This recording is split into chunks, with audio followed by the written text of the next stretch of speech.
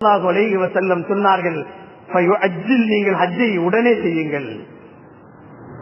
மன் அராதல் ஹஜ்ஜ, யார் ஒரு மனிதன் ஹஜ்ஜை நியத்து செய்து விட்டால், ஹஜ் அவனுக்கு கடமையாகிவிட்டால் உடனே ஹஜ் செய்யட்டும் என்று சொன்னார்கள்.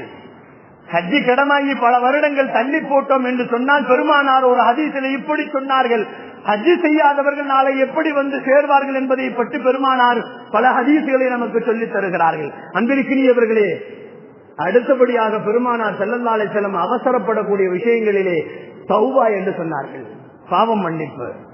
கண்ணியத்திற்குரியவர்களே, அல்லாஹ்வின் நல்லடியார்களே, காலம் முழுக்க பாவம் செய்கிறோம்.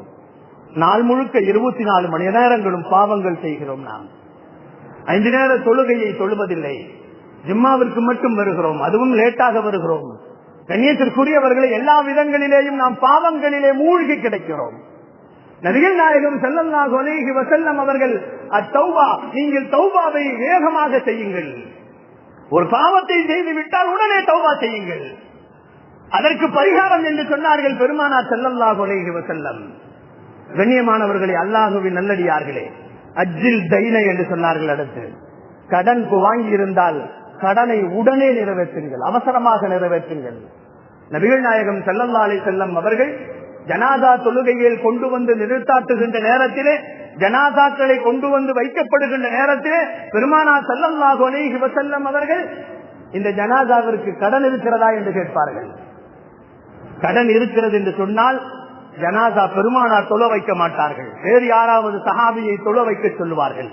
அப்படி இல்லை என்று சொன்னால் இந்த ஜனாதாவினுடைய பொறுப்புதாரிகள் யார், வாரிசுதாரிகள் யார், வராசத்தை கொண்டவர்கள் யார் என்று அழைத்து அவருடைய கடனை நீங்கள் அடைத்து விடுங்கள் என்று பெருமானார் அடைத்ததற்கு பின்னால் ஜனாதா தொழுக வைப்பார்கள் என்று வரலாறு.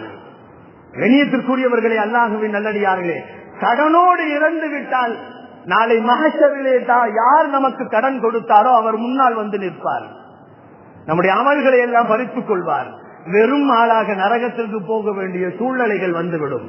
அதனால்தான் கடனை நீங்கள் உயிரோடு இருக்கும் பொழுதே நிறைவேற்றி விடுங்கள் என்று சொன்னார்கள்.